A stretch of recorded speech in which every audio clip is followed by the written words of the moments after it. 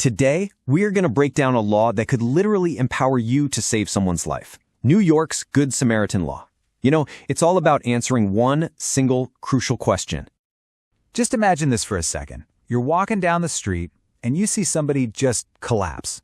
Or maybe you're at a get-together and someone looks like they're in real trouble. That gut reaction, right? That instinct is to jump in and do something. But in that same split second, another thought just kind of creeps into your head. What if I do something wrong? What if I make it worse? Could they sue me? Am I going to get arrested for something? And that tiny moment of hesitation, well, it can be the difference between life and death. This right here, this is what you could call the helper's dilemma. It's that battle in your head between wanting to help and being afraid of the legal fallout. And you know what? It's such a common fear that New York State actually created a law to deal with it directly. Okay, let's really get into this. Yep, the entire reason the Good Samaritan Law exists is to get rid of that fear, to give you the legal backup you need to act when somebody desperately needs help. The law really has two big parts that we're going to unpack. So first up, let's talk about the original part of the law, the one most people think of, protecting you from getting sued if you try to help someone in an emergency. At its very core, the law gives you what's called immunity from civil liability, which is just a fancy way of saying protection from being sued for money. It says that if you act reasonably and you're genuinely trying to help someone, you can't be held financially responsible if something goes wrong while you're trying to save them. But look, this protection isn't just a total free pass. To be covered, you've got to meet a few conditions. You have to be helping out voluntarily, you can't be expecting to get paid, and it has to be right there at the scene of the emergency. And here's the big one, you can't be grossly negligent. So what on earth does that actually mean, gross negligence? Well, it's not just about making a simple mistake. It's acting with a reckless, I really don't care what happens kind of attitude. The bar for this is set incredibly high, on purpose, to protect people who are genuinely trying their best, but, might not be perfect. The law gets it. Emergencies are chaotic. Okay, now let's switch gears to a really critical, modern part of this law, the 911 Good Samaritan Law. This deals specifically with drug and alcohol overdoses.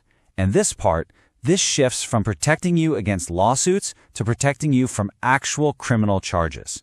First things first, it is so important to know the signs.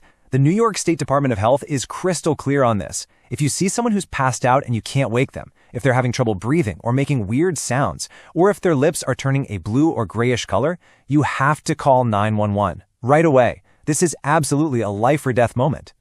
And this is exactly where the law is a lifesaver.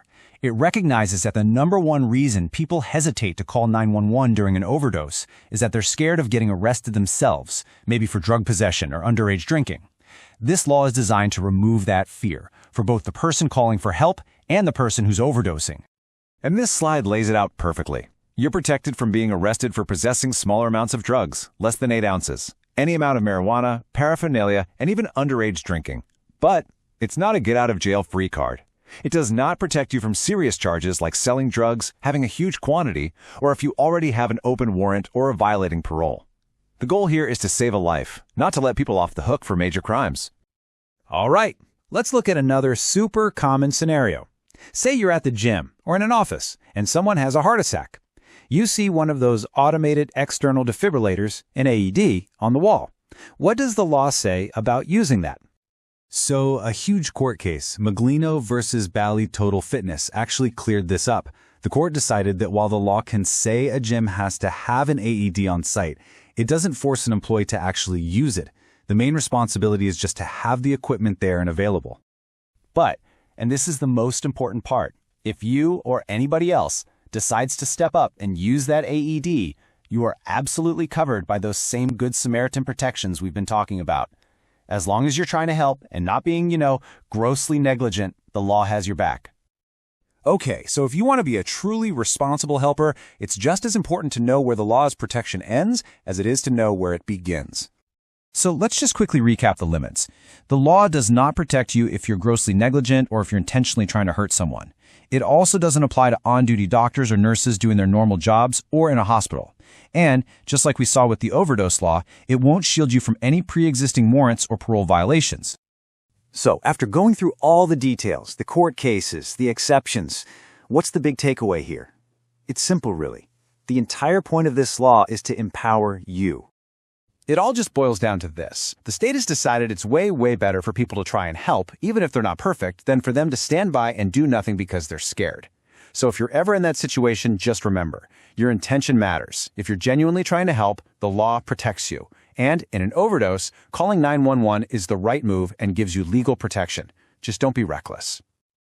And I mean, the New York State Department of Health says it best. This isn't just some legal mumbo-jumbo. This is a tool that empowers you personally to save another person's life.